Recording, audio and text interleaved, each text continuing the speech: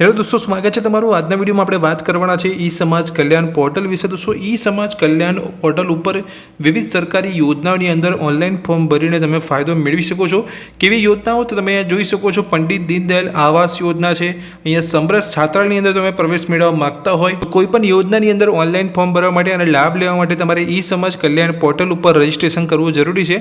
તો રજીસ્ટ્રેશન તમે ઈ સમાજ કલ્યાણ પોર્ટલ પર કેવી રીતે કરી શકો છો તે વિશેની માહિતી આ વિડીયોમાં તમને આપવાનો છું। જો તમે ચેનલ पर नवा छो तो चैनल ने सब्सक्राइब कर रखो। चलो वीडियो की शुरुआत करिए। तो दोस्तों, ई समाज कल्याण पोर्टल पर विविध योजना अंदर ऑनलाइन फॉर्म भरीने लाभ मेळववा माटे रजिस्ट्रेशन करवू जरूरी है।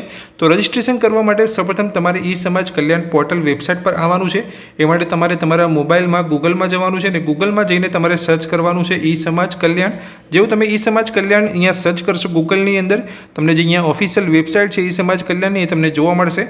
ए वेबसाइट पर तमारे क्लिक करवानुं छे। तो जेवुं तमे अहींया वेबसाइट पर क्लिक करीने वेबसाइट पर आवशो તમે જોઈ શકો છો તમારી પાસે અહીંયા લોગિન કરવાનું પૂછવામાં આવી રહ્યું છે। તો લોગિન કરવા માટે તમારી પાસે યુઝર આઈડી અને પાસવર્ડ હોવો જોઈએ। તો યુઝર આઈડી અને પાસવર્ડ બનાવવા માટે તમારે અહીંયા રજીસ્ટ્રેશન કરવું પડશે। કોઈપણ યોજનાની અંદર લાભ મેળવવા માટે તમારે અહીંયા રજીસ્ટ્રેશન કરેલું હશે તો તમે લોગિન કરીને એ યોજનાની અંદર ઓનલાઈન ફોર્મ ભરી શકો છો। તો અહીંયા યુઝર આઈડી તમને કેવી રીતે મળશે અને પાસવર્ડ તમારે કેવી રીતે ક્રિએટ કરવાનો છે, કેવી રીતે તમારે અહીંયા લોગિન કરવાનું હોય છે તો એ સૌપ્રથમ તમારે રજીસ્ટ્રેશન કરવું પડશે। તો રજીસ્ટ્રેશન કરવા માટે તમે નીચે જોઈ શકો છો કે ઓપ્શન તમને જોવા મળે છે new user please register here. A option પર તમારે ક્લિક કરવાનું છે। જેવું તમે પ્લીઝ રજિસ્ટર હિયર પર ક્લિક કરશો એટલે ઈ સમાજ કલ્યાણ પોર્ટલ પર રજિસ્ટ્રેશન કરવા માટેનું જે ફોર્મ છે અહીંયા ઓપન થઈ જશે। તમે અહીંયા જોઈ શકો છો યુઝર રજિસ્ટ્રેશન ડિટેલ્સ। તો સૌપ્રથમ તમારા આધાર કાર્ડ પર જેવું તમારું નામ છે એ તમારે અહીંયા એન્ટર કરવાનું છે। જેન્ડર તમે મેલ છો કે ફિમેલ એટલે કે પુરુષ છો કે સ્ત્રી એ તમારે સિલેક્ટ કરવાનું છે। તમારી જે જન્મ તારીખ છે એ તમારે અહીંયા એન્ટર કરવાની છે। તમે જોઈ શકો છો અહીંયા જે ધ્યાનથી તમારે જન્મ તારીખ એન્ટર કરવાની છે। પહેલાં ડેટ આવશે, મંથ અને યર, એ રીતે તમારે અહીંયા બર્થ ડેટ તમારી એન્ટર કરવાની છે। તમારો જે આધાર કાર્ડ નંબર હોય એ તમારે અહીંયા એન્ટર કરવાનો છે। નીચે તમારે જવાનું છે, તમારો ઈમેલ આઈડી અહીંયા પૂછવામાં આવશે। ઈમેલ આઈડી તમારો એન્ટર કરવાનો છે। હવે અહીંયા જે મહત્વની જે બાબત છે અહીંયા કાસ્ટ તમને પૂછવામાં આવી રહી છે। તો કાસ્ટ તમારે ધ્યાનપૂર્વક અહીંયા સિલેક્ટ કરવાની છે કારણ કે જે પણ તમારી કાસ્ટ હશે કાસ્ટના પ્રમાણે તમને અહીંયા યોજના બતાવવામાં આવશે। કારણ કે અલગ અલગ કેટેગરી માટે અહીંયા અલગ અલગ યોજનાઓ હોય છે। જેમ કે એસસી એસટી જે કેટેગરી અહીંયા સિલેક્ટ કરતું હોય છે તો તે લોકોની જે યોજનાઓ એ અલગ હોય છે। ઓપન કેટેગરી જે પણ વ્યક્તિ અહીંયા સિલેક્ટ કરતું હોય છે તો ઓપન કેટેગરી એટલે કે જનરલ કેટેગરીના ઉમેદવારો માટે અહીંયા જે યોજનાઓ હોય છે અલગ હોય છે। એટલે જે પણ તમે કાસ્ટ સિલેક્ટ કરો છો એ ધ્યાનપૂર્વક સિલેક્ટ કરવાની છે। જેવું તમે અહીંયા રજિસ્ટ્રેશન કરશો અને જે યોજનાઓના તમે સેક્શનની અંદર જશો વેબસાઇટ પર જઈને તો તમારી જે અહીંયા કેટેગરી છે એટલે કે તમારી જે અહીંયા કાસ્ટ છે એ પ્રમાણે તમને અહીંયા યોજનાઓ બતાવવામાં આવશે। એટલે જે પણ તમારી કાસ્ટ હોય એ તમારે ધ્યાનપૂર્વક અહીંયા સિલેક્ટ કરવાની છે। તો કાસ્ટ પર જેવું તમે સિલેક્ટ કરશો એટલે તમે જનરલમાં આવો છો તો કે એસસી એસટીમાં આવો છો કે એસસીબીસીમાં આવો છો તમારે ધ્યાનપૂર્વક અહીંયા સિલેક્ટ કરવાનું હોય છે। આટલું સિલેક્ટ કરી લીધા પછી તમારે નીચે જવાનું છે। તમારો જે મોબાઈલ નંબર હોય એ તમારે એન્ટર કરવાનો છે। પાસવર્ડ તમારે અહીંયા એક બનાવવાનો હોય છે લોગિન કરવા માટે। એટલે જે પણ પાસવર્ડ તમે બનાવો છો એ તમારે કોઈક જગ્યાએ નોંધીને રાખવાનો છે કારણ કે એ પાસવર્ડ દ્વારા તમે વેબસાઇટની અંદર લોગિન કરી શકો છો। પાસવર્ડ તમારે અહીંયા ધ્યાનપૂર્વક બનાવવાનો છે અને તમારે નોંધીને રાખવાનો છે। જે તમે ઉપર પાસવર્ડ અહીંયા એન્ટર કરો છો એ જ ફરી એક અહીંયા કન્ફર્મ પાસવર્ડ કરીને તમારે ફરીથી એન્ટર કરવાનો છે।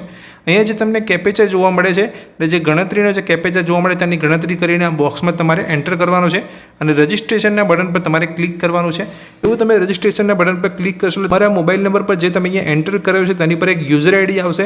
એ યુઝર આઈડી તમારે ધ્યાનપૂર્વક સાચવીને રાખવાનો। એ યુઝર આઈડી અને જે તમે અહીંયા પાસવર્ડ બનાવો છો એ બેની મદદથી તમારે વેબસાઇટ પર લોગિન કરવાનું હોય છે। એટલે જે પણ તમે અહીંયા મોબાઈલ નંબર એન્ટર કરશો તેની પર એક યુઝર આઈડી આવશે। એટલે જે પણ તમે મોબાઈલ નંબર અહીંયા રજિસ્ટ્રેશન કરતી વખતે એન્ટર કરો એ એક્ટિવ હોવો જોઈએ એટલે કે ચાલુ હોવો જોઈએ। તો જે તમને મોબાઈલ નંબર પર યુઝર આઈડી આવે તે અને અહીંયા જે તમે પાસવર્ડ બનાવો છો તે બંનેની મદદથી તમારે વેબસાઇટ પર લોગિન કરવાનું હોય છે। તમારા કાસ્ટને લગતી જે પણ યોજનાઓ અહીંયા ઈ સમાજ કલ્યાણ પોર્ટલ પર અવેલેબલ હશે એ તમે જો જોવા માંગતા હોય તો તમારે પાછું વેબસાઇટના હોમ પેજ પર આવવાનું છે અને તમે જોઈ શકો છો અહીંયા યુઝર આઈડીનો ઓપ્શન પૂછવામાં આવે છે। તો જે તમને અહીંયા યુઝર આઈડી મેસેજ પર આવ્યો છે તે યુઝર આઈડી અને જે તમે અહીંયા રજિસ્ટ્રેશન કરતી વખતે પાસવર્ડ બનાવ્યો હતો તે પાસવર્ડ અને અહીંયા કેપેચા એન્ટર કરીને તમારે લોગિન કરવાનું છે। એટલે તમારા કાસ્ટને રિલેટેડ જે પણ યોજનાઓ ઈ સમાજ કલ્યાણ પોર્ટલ પર અવેલેબલ હશે એ બધી યોજનાઓ તમને બતાવવામાં આવશે। જે યોજનાઓ તમને અહીંયા બતાવવામાં આવે છે તેની અંદર તમે ક્લિક કરશો ડાયરેક્ટ એ યોજનાને લગતું ફોર્મ અહીંયા ઓપન થઈ જશે અને ફરીથી તમારી અમુક માહિતી અહીંયા માગવામાં નહીં આવે। જેમ કે તમે અહીંયા નામ રજિસ્ટ્રેશન કરતી વખતે ઉપયોગ કર્યું હતું, આધાર કાર્ડ નંબર તમારો એન્ટર કર્યો હતો, તમારી ડેટ ઓફ બર્થ પણ તમે રજિસ્ટ્રેશન કરતી વખતે એન્ટર કરી હતી. એટલે કોઈ પણ યોજનાની અંદર જ્યારે તમે અહીંયા ઓનલાઈન ફોર્મ ભરશો તો જે વધારાની જે અમુક માહિતી હશે એ પૂછવામાં આવશે. બાકી જે તમારી બેઝિક જે ડિટેલ્સ તમે રજિસ્ટ્રેશન કરતી વખતે અહીંયા એન્ટર કરી છે એ તમને ફરીથી પૂછવામાં નહીં આવે. એટલે દોસ્તો તમે ઈ સમાજ કલ્યાણ પોર્ટલ પર કોઈ પણ યોજનાનો લાભ મેળવવા માંગતા હોય તો તમારે રજિસ્ટ્રેશન કરવું જરૂરી છે. તો ઈ સમાજ કલ્યાણ પોર્ટલ પર રજિસ્ટ્રેશન કેવી રીતે કરી શકાય તે વિશેની સંપૂર્ણ માહિતી મેં તમને આ વિડીયોની અંદર આપી દીધી છે. હજુ તમને કોઈ પણ કન્ફ્યુઝન હોય તો તમે કમેન્ટ બોક્સની અંદર કમેન્ટ કરીને મને જણાવી શકો છો. તો આ વિડીયો અંદર મેં તમને જે માહિતી આપી એ ગમી હોય તો વિડીયોને લાઇક કરજો. ચેનલ પર નવા છો તો ચેનલને સબસ્ક્રાઇબ કરી રાખજો. Thank you.